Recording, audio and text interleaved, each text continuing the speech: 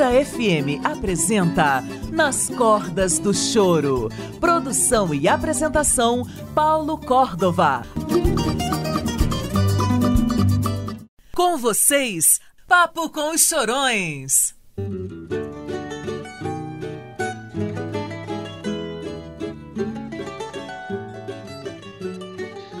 Muito bem, amigos ouvintes da Rádio Cultura FM 100,9, a rádio que toca Brasília.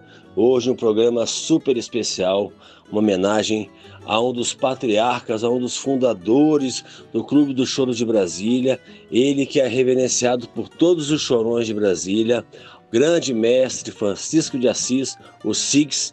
Vou conversar com seus filhos, o Chico, o Assis, a Sílvia e a Silvana. Sejam bem-vindos, meus queridos. Boa tarde, Paulo. Boa tarde, Paulo, e aos ouvintes da Rádio Cultura. Obrigado, Paulo. Muito bom a homenagem. Muito bom saber que alguém homenageia nosso pai, que foi um grande agregador, realmente. De fato, Brasília tem o que tem no choro, grande parte se deve a ele, ao movimento dele. Isso precisa ser lembrado, isso precisa ser registrado. E você está fazendo esse trabalho, é muito legal. Muito obrigado. Obrigada por essa homenagem. Eu agradeço muito por você estar fazendo isso pelo meu pai. Gente, eu que agradeço vocês que falarem comigo, eu que agradeço ao pai de vocês por esse trabalho maravilhoso. Eu sou filho do trabalho do pai de vocês e de outros chorões de Brasília.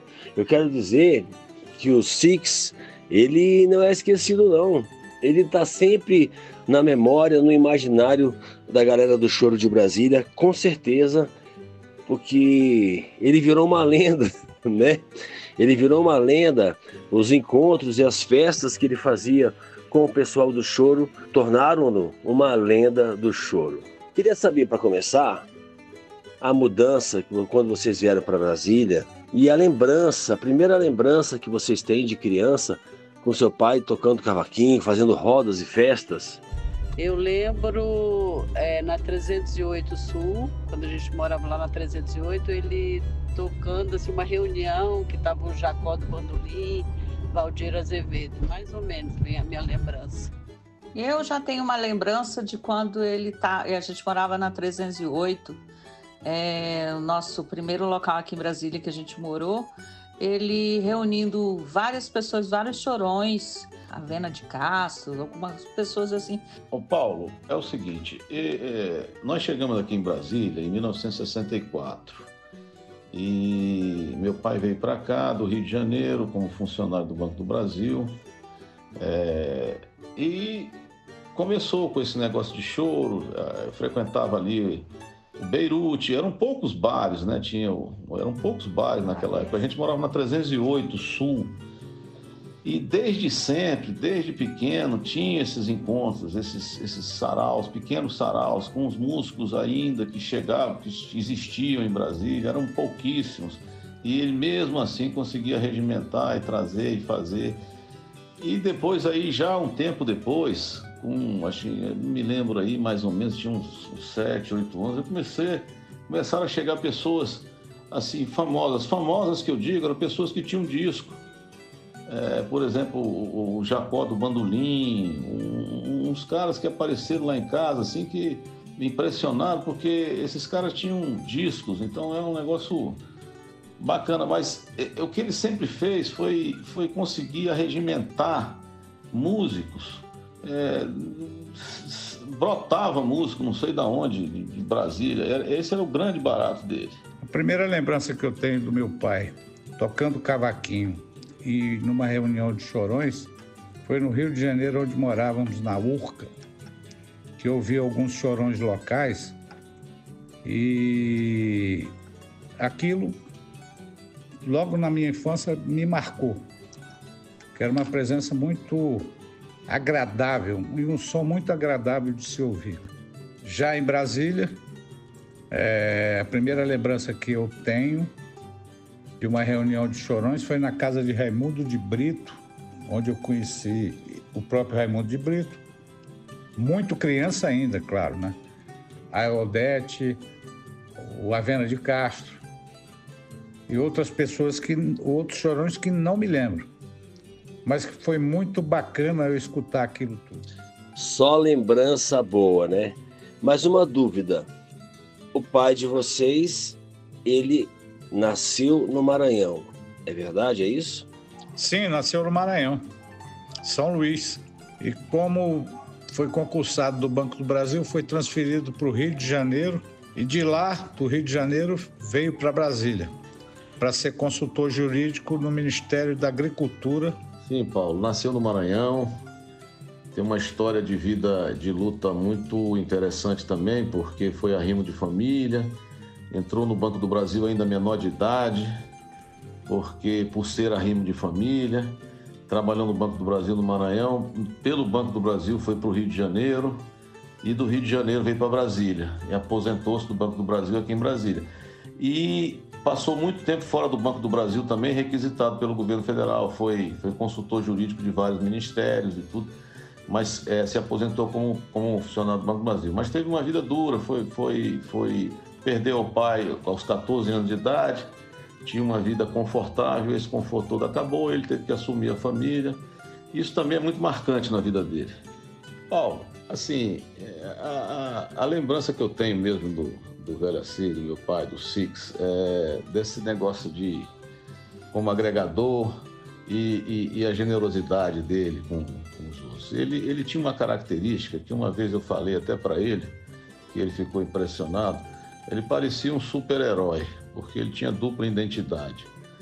Ele era um grande advogado, conseguia trabalhar de dia de forma muito responsável, acordava muito cedo, era um pai dedicado, um marido carinhoso. E de noite, assim, e virava um boêmio completamente maluco de noite, um negócio assim que não dava. As duas figuras realmente eram muito distintas. A figura dele de terno e cabelo ajeitado, e a figura dele com o cavaco na mão à noite, brincando e fazendo piada.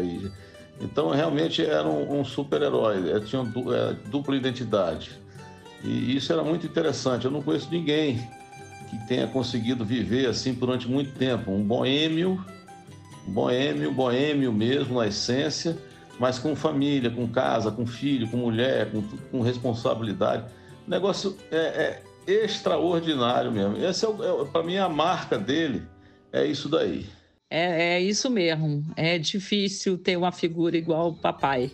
A falta que ele faz não é só para nós, não. Para todo mundo que o conhece, que o já viu. Quando eu vou no Clube do Choro, o pessoal sempre dizia que ficava esperando chegar. Depois de julho, já ficava querendo saber qual era o tema da festa dele de aniversário. Era muito... Eu concordo com você, meu irmão. Papai era exatamente isso, né? Que todo mundo ficava impressionado com ele. Nossa, a generosidade dele e esse lado dele que era boêmio e ao mesmo tempo, né, um homem de família, um grande advogado, né? Então é sempre espetacular.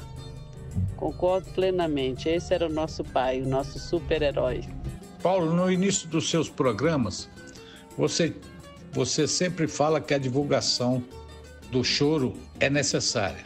E se tinha uma pessoa capaz de divulgar o choro para o universo, era ele. Através da generosidade, da amizade que ele fazia com muita facilidade com todos e de como ele fazia isso com a maior facilidade do mundo. Ele era uma pessoa privilegiada em todos os sentidos. Então, a partir de agora, a gente vai chamar de Super Six, porque ele tinha esse poder, né? O super-herói que toca cavaquinho. Durante o dia é o Clark Kent, o advogado, que é um excelente advogado. Trouxe o pessoal do choro. Então, a partir de agora, a gente vai falar do Super Six. Muito bem, Assis. Muito bem lembrado desse lado, dessa vida, vamos dizer, essa dupla personalidade que seu pai tinha, né? Mas então, no Rio de Janeiro, pelo que eu li, no Rio de Janeiro foi onde ele já conheceu essa turma do choro, onde ele já se enturmou, onde ele já conheceu esse lado da boemia, chegou em Brasília, ele era o rei, vamos dizer assim, da boemia. Na verdade, Paulo, pelas histórias que ele me contava, ele já conhecia essa história de música desde São Luís, né? Não era uma novidade para ele chegar no Rio de Janeiro e fazer agregação nenhuma de músicos, porque ele já era muito fã do choro, já tocava cavaquinho. O primeiro cavaquinho que ele tocou foi um de lata que ele mesmo fez. Como ele era um arrimo de família, sem muito dinheiro, então ele mesmo criou seu cavaquinho de lata. E ele lá já começou a agregar músicos e a tocar seu cavaquinho de lata da forma que dava. Bom, eu só conheço as histórias a partir daqui de Brasília, porque eu nasci no Rio, quando ele foi morar lá, mas eu vejo todo mundo quando a gente ia para o Rio, quando a gente ia para São Paulo, falando não só Rio, São Paulo, mas o sul do Brasil. Acho que ele era conhecido no Brasil inteiro. Ô Paulo, ele realmente deve ter, como disse Chicão aí, ele é um fascínio que ele tinha por esse negócio de cavaquinho, de choro, de coisa. Agora, o Rio de Janeiro, ele nunca abandonou o Rio de Janeiro, ele trouxe o Rio de Janeiro para Brasília, né? E tentou fazer um Rio de Janeiro em Brasília e conseguiu fazer, porque muita gente o acompanhou.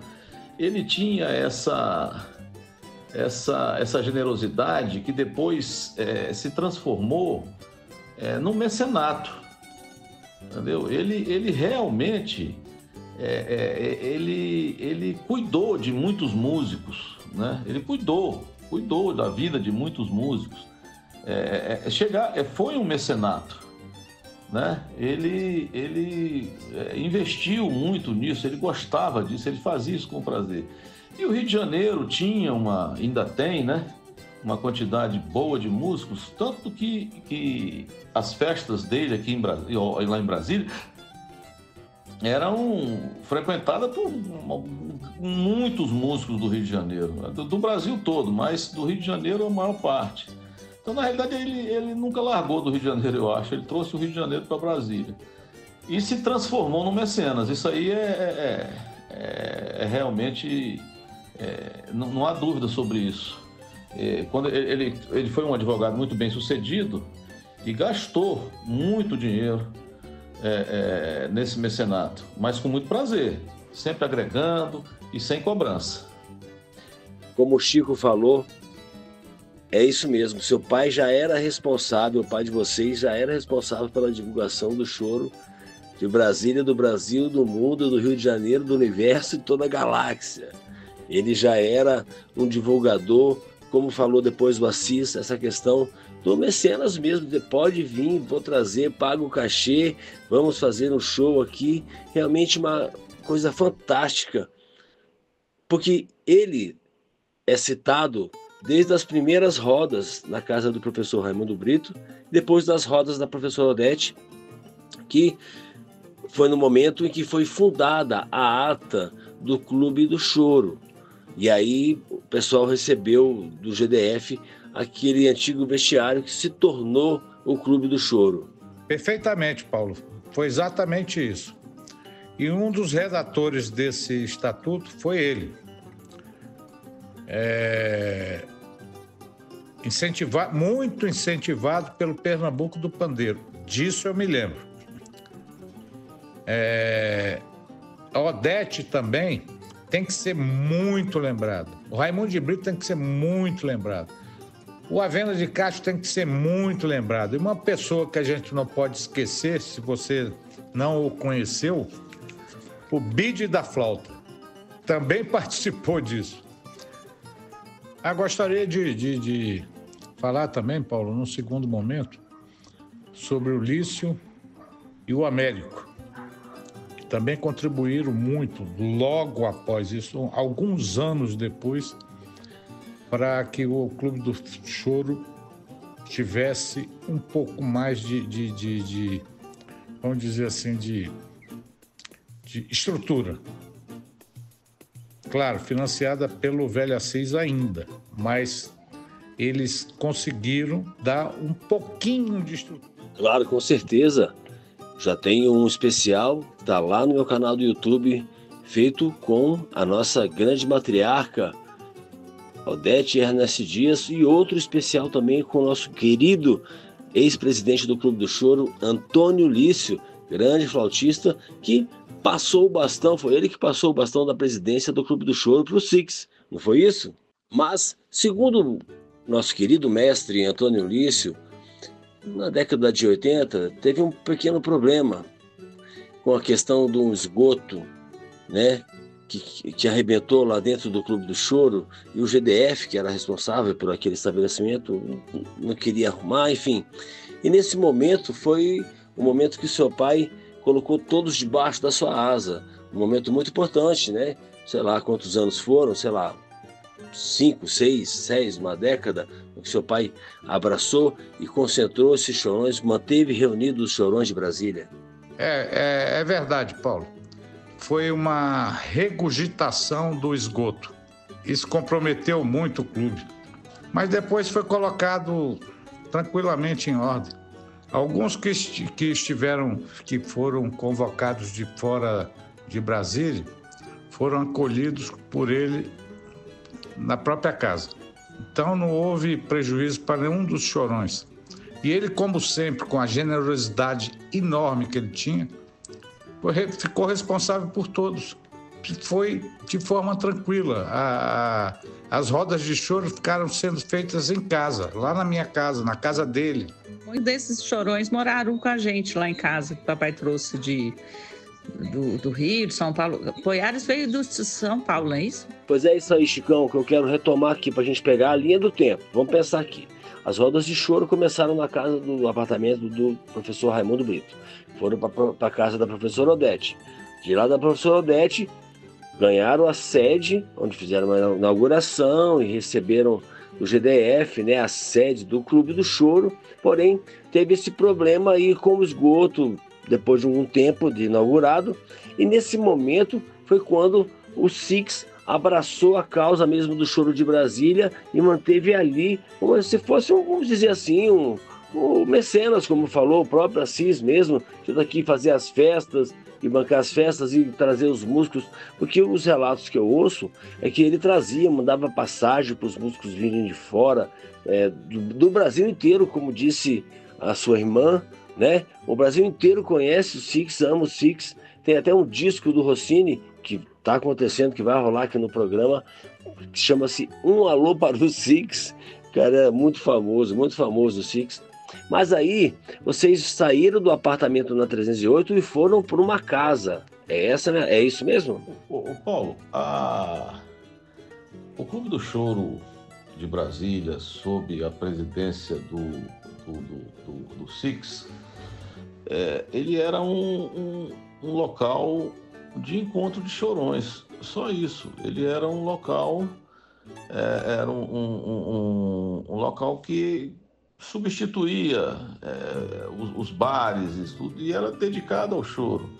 Ele levava aquilo como uma mesa de bar, ele levava aquilo com aquela alegria dele normal. Mas ele levava o Clube do Choro de forma totalmente diferente. Assim, ele era o presidente, claro, na época em que ele presidiu, mas ele fazia daquilo ali um local de chorões mesmo. Era um local de chorões. A gente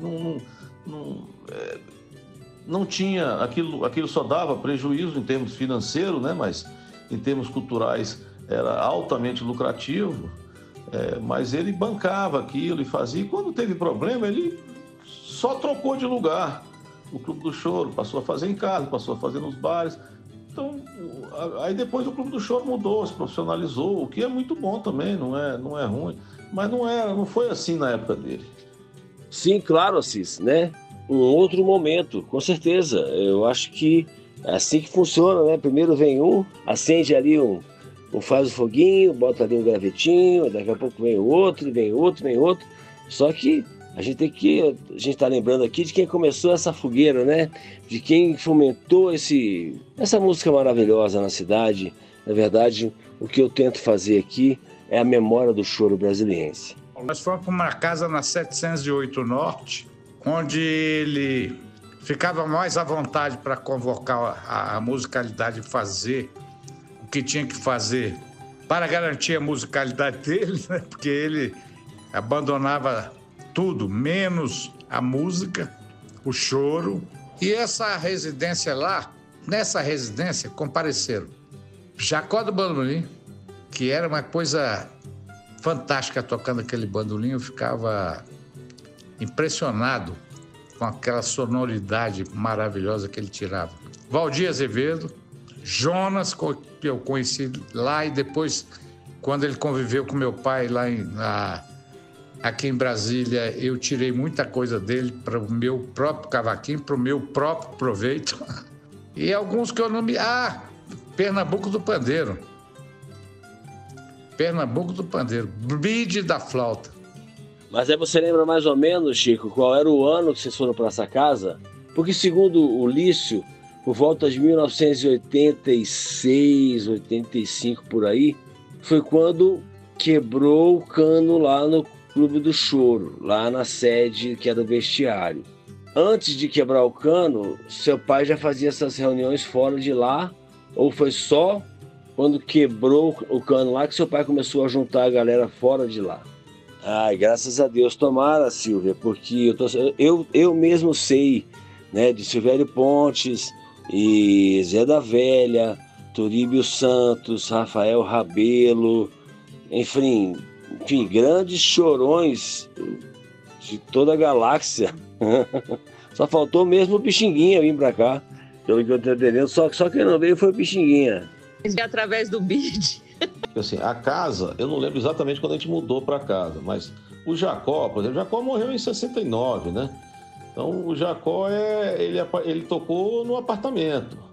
O Jonas e outra turma que ainda permaneceu do Época de Ouro, o Del Rian, né, que substituiu o Jacó, depois o Ronaldo, esses aí tocaram nessa casa, mas assim, depois do Lago, agora o Jacó foi no apartamento ainda, né, porque isso aí era muito novo, e o Jacó depois teve aquele problema que eles foram tratar com o doutor Veloso, ele foi lá com o médico no Rio de Janeiro tentando tratar, o doutor Veloso também tentando aprender bandolim com o Jacó. Eu acho que a casa foi em 77 que a gente mudou para lá, 76, 77.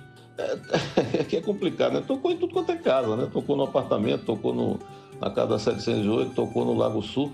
Agora, Lago Sul tiveram grandes saraus, né? Grandes saraus. Muita gente, muito músico mesmo. Aí reuniu muita gente, e vários músicos de tudo quanto é tipo. Paulinho da Viola, Dilermano Reis, como é que é aquele paraense, eu esqueci o nome dele, que minha mãe gostava muito dele, Turíbio. Tem muito, não dá, como minha irmã disse aí, se for contar o tanto de música que passou por lá, não vamos parar com essa... Eu acho que as festas que reuniram mais músicos foram lá no Lago Sul, onde ele montava palco, aí subia, e as festas duravam 3 dias, né? Então eu acho que foi onde reuniu mais músicos. Agora, como disse Silvana aí, a casa que reuniu a maior quantidade de músicos durante mais tempo foi, sem dúvida, as 2 casas do Lago Sul. Ele morou em 2 casas no Lago Sul. E foi 3 casas, na realidade, né? E essas aí tinha músico demais. Eu não lembro as datas aí, mas tinham saraus demais, com muita frequência. Foram tantos lugares e a vida, o choro e a boemia faziam parte da vida do Six. E essas festas do Lago Sul, elas são super famosas e vivas até hoje na memória do pessoal de Brasília. E eu acho importante, desculpa falar, não sei quem falou, se foi a Silvia ou se foi a Silvana, que é o seguinte: a gente tem que falar todo mundo que passou lá. Realmente, galera do Época de Ouro, Dino 7 Cordas, todo mundo que ele trouxe grandes músicos para Brasília, o que fez brotar essa geração. Hoje nós temos uma geração de Brasília que encanta o mundo inteiro, e é por conta disso, né? Eu tenho a impressão que o Clube do Choro, o Six, ele, durante muitos anos, ele foi o Clube do Choro. Porque foram dezenas de músicos que passaram na casa do meu pai. Mas dezenas mesmo. A cada aniversário de 3 dias que ele fazia, e esses aniversários nas casas do Lago Sul foram durante 12 anos seguidos. E se eu falar em alguém aqui, eu vou esquecer com certeza algumas pessoas. Concordo com você, Paulo. Ele foi durante muitos anos o Clube do Choro.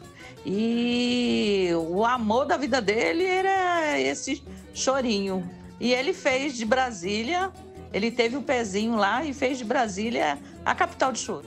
Yamandu, já foi daqui de Brasília, Milton de Holanda, César, né? Rogerinho, ixi, foi muita galera, né? E esses aí, Hamilton, César e Rogerinho, eram tudo novinho, né? Novinhos. Mas o próprio Yamandu era novo, né? E acompanhava papai, porque papai também era jovem, né? Então, eles ficavam encantados e acompanhavam, gostavam da companhia de papai. Seu pai era o máximo, como disse o Assis, o super-herói, o Super Six, o cara que tem 6 dedos, um cavaquinho e um coração do tamanho do universo. Fernando César, Cezinha, ele disse que conheceu os ídolos deles nas festas dos Velhos Assis. Paulo, para falar de músicos que tocaram lá, cara, aí a lista é grande, cara. A lista é muito grande. Vou citar aqui alguns que se hospedaram ou moraram lá, que ele trouxe. Vou dar um exemplo. Carlinhos Sete Corda, Carlos Poiares, Jonas do Cavaco, Osmar Macedo do trio elétrico do Osmar. O seu Osmar, ele se hospedava lá em casa, cara. Ele ficava lá, ele gostava de comer mamão com caroço, dava umas aulas lá tinha que comer mamão com caroço. Macaúba, Rocinho Ferreira, isso tudo já se hospedou lá, cara. Claro, pessoal, eu falo assim, um pouco sério, mas brincando, porque é muita gente. Eu sei disso, a fama que corre do Six é essa mesmo, que ele era um aglutinador de pessoas em torno do choro, em torno da música e da alegria e da felicidade. Quero saber então agora como é que sua mãe, que era uma santa, como é que ela via isso tudo? Fala um pouco da mãe de vocês, que era uma santa, né, gente? Olha, ela participava fazendo as comidas e realizando os sonhos dele, que era a festa. Quando tinha carnaval, ela fantasiou ele de múmia, ela participava junto com... Tinha uma amiga tinha um amigo do meu pai que chamava a minha mãe de Santa Maria, que era um negócio impressionante, porque de fato ela era uma Santa Maria. Porque se ele não tivesse esse alicerce por trás dele, nada disso que ele fez acontecia. Atrás de um grande homem existe sempre uma grande mulher. Então ela era uma grande mulher. Ela apoiava, apesar de ser o oposto dele, né? Que ela era mais tranquila, mais quieta, né? E ele todo alvoroçado, mais alegre, mas ela acompanhava perfeitamente, fazia tudo o que ele queria, da forma que ele queria, porque o amor era grande. Na época das diretas já, ele queria uma fantasia de urna para o carnaval. Mamãe foi atrás e fez a fantasia de urna para ele. Essa era o alicerce. Essa é aquela parte que eu te falei da identidade. Essa é aquela parte da família, a que sustentava. Essa era uma mulher fantástica, assim, sobrenatural também, porque tinha que ser sobrenatural também para ser casada com esse super-herói. É uma mulher de uma dignidade acima da média. Ela não queria saber dessa vida mundana dele, não ligava para isso, gostava do jeito que ele era e era uma organizadora de festa como ninguém. Ela administrava essas festas monstruosas, essas festas gigantescas, com uma tranquilidade que você se impressiona. Antigamente não tinha esse negócio de buffet, de coisa. Ela fazia essas comidas todas, reunia aquele monte de gente e resolvia. E era uma mulher sábia, ela gostava dele daquele jeito que ele era.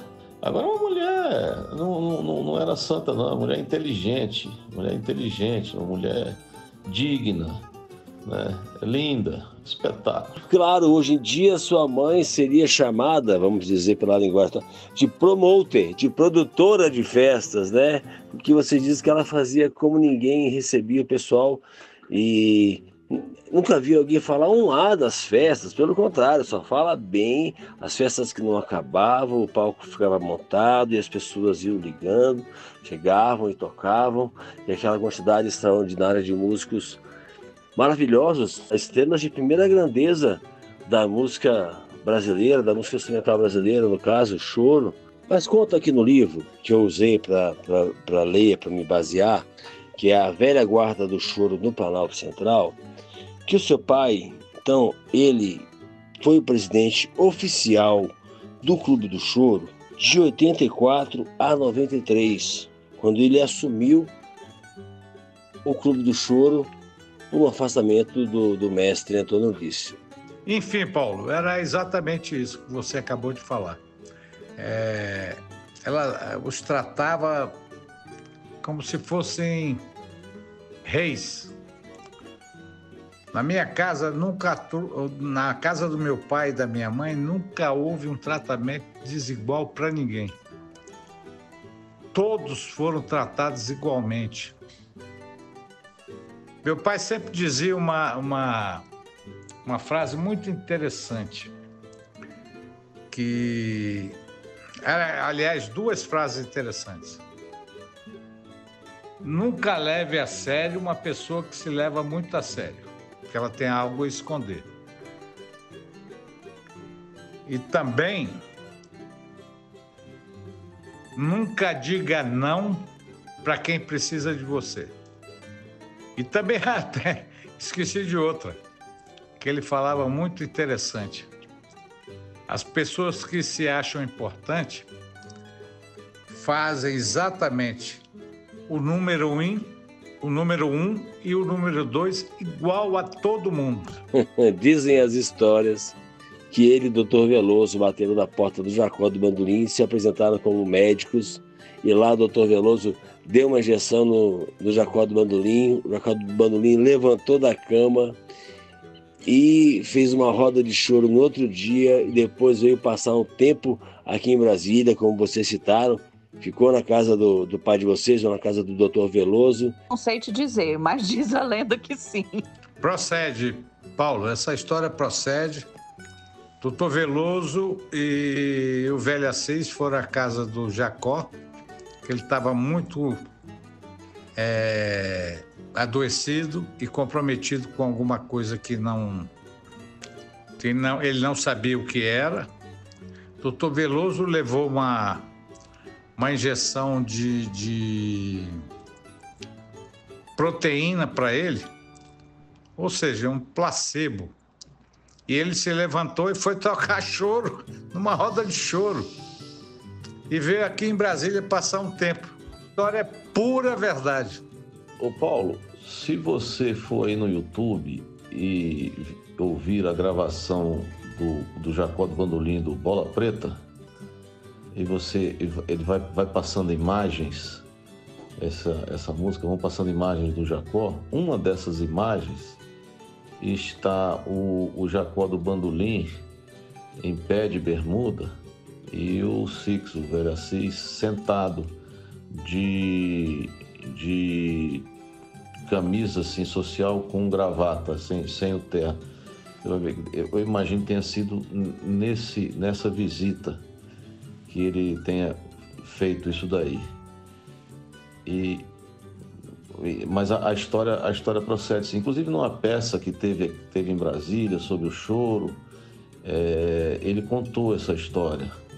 Ele representou essa história, ele indo na casa do Jacó. Foi uma peça que eles fizeram aqui e foi dirigida pelo aquele que fez aquela música Vai, boiadeiro, que a noite já vem. Clécio Caldas, né? A história é verdadeira, sim. Dá para você confirmar lá. Meu irmão Assis se lembrar do Clécio Caldas. Que legal, rapaz. Eu tinha me esquecido dele. Mas foi uma pessoa importante também nessa relação com o meu pai. Bem, pelos relatos que a gente vê aqui, em 93 ele passou o bastão da presidência do Clube do Choro para o Reco do Bandolim. Minha pergunta é, ele chegou a frequentar o espaço depois que foi reformado, depois que implementaram os projetos patrocinados pela Lei Rouanet e o Banco do Brasil e as empresas, Correios, etc.? Que o Reco compareceu à minha casa, na casa do meu pai, que eu chamo de minha casa, claro, e pediu para ele trocar o estatuto do Clube do Choro para que ele pudesse ser patrocinado, que na época não poderia ser patrocinado. E o velho Assis resolveu ajudar o Henrique Filho a mudar o estatuto e botar ele como empresa. E a partir daí o Reco pôde fazer o que está fazendo agora. Não chegou a frequentar essa nova sede, não, porque ele veio a falecer em 2000, né? Mas eu lembro que ele passou o bastão para o Reco antes dele morrer. E o Reco agora está fazendo um excelente trabalho, né? Eu acho que ele deve ter visto a possibilidade da coisa continuar sem ele ter que financiar como ele fez a vida inteira. Bem, gente, eu quero agradecer demais esse papo que a gente teve hoje sobre o mestre, o super-herói, o Super Six, que foi, ele pessoalmente, foi o Clube do Choro de Brasília durante muitos anos. Ele que trouxe essas referências fantásticas da música brasileira para o pessoal que hoje está despontando, Hamilton de Holanda, Rogério Caetano, Fernando César, toda essa turma aí, Amandu Costa, toda essa turma que está despontando no mundo e no universo, na galáxia, tem na base da formação deles, do coração deles, o Super Six, né? Vamos chamar ele assim agora, o Super Six, porque para mim é uma honra e foi uma honra hoje poder reviver a memória do Super Six. Obrigado, Paulo, pela sua lembrança. Eu fiquei muito feliz, muito feliz. E se você não se lembra, você já tocou muito bandolim comigo, camarada. Muito. Às vezes você se esqueceu disso. Nós é que agradecemos, Paulo. Muito obrigado, viu, pela sua homenagem. Agradecemos a oportunidade de ter falado um pouquinho dessa pessoa maravilhosa, dessas pessoas, né, dos nossos pais, que estiveram aqui com a gente um tempo, porque é tão emocionante falar dele, dizer o quanto que ele foi importante, não só para nós como filhos, mas para tanta gente, para tanto músico, não só músico, mas para tantas pessoas. A gente fica muito feliz. Muito obrigada. Ô Paulo, eu que agradeço você e agradeço também esse apoio que você está dando aí ao livro. E muito bom lembrar do velho Assis, mas ele foi um homem brilhante e eu agradeço muito aí o prestígio que você está dando a ele, a memória dele. Muito obrigado.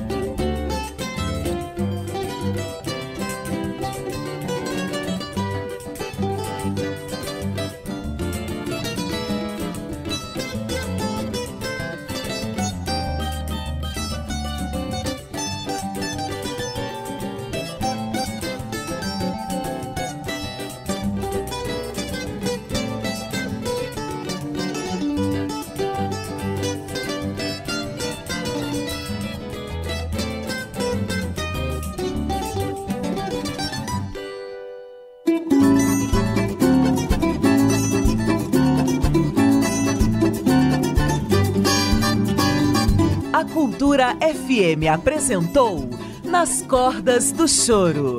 Produção e apresentação, Paulo Córdova.